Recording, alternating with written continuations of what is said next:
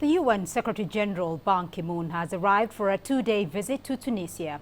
Ban Ki-moon is scheduled to meet President Beji Caid Essebsi and other officials in Tunis. He is also likely to meet Libya's government of national accord, the Prime Minister-designate Faiez Serraj.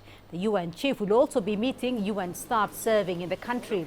On the agenda will be the growing instability in neighbouring Libya. He will be joined on the first day of his visit by the World Bank President Jim Yong Kim. The two are expected to lay wreaths at the Bardo Museum in memory of victims of the March 18, 2015 terrorist attack. Let's get you now the latest from Tunis. CCTV's Youssef Gaiji is standing by for us. Youssef, we understand Ban Ki-moon has arrived in Tunisia. Who is he scheduled to meet? What do we know?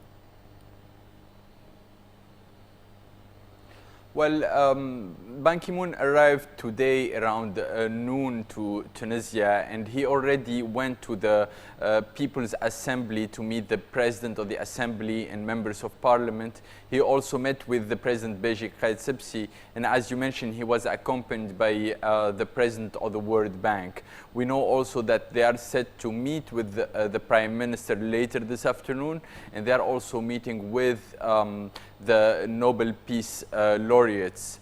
We know also that tomorrow he will be participating in a national employment conference in Tunis here before departing. Well, Tunisia, though, has experienced terror attacks in the past, and they are also trying to de-radicalize young people. What kind of assistance, though, do they intend to seek from the United Nations? Well, the Secretary General of the United Nations already mentioned that a central theme in all his meetings with Tunisian officials will be the economy and employment. Tunisia faces major economic challenges, and so this will be the main point of discussion with different Tunisian officials, and particularly employment creation.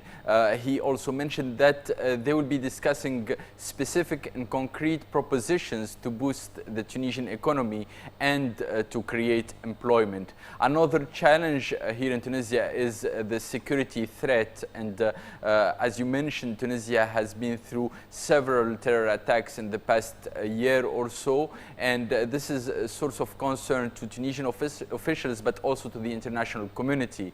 And one of the main discussion points will be how to support Tunisia in its fight against militants and armed fighters.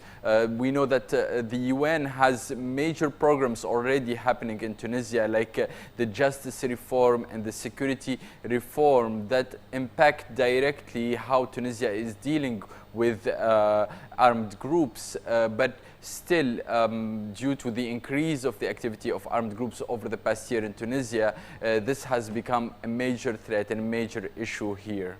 Right, Youssef Gaiji for us there in Tunis.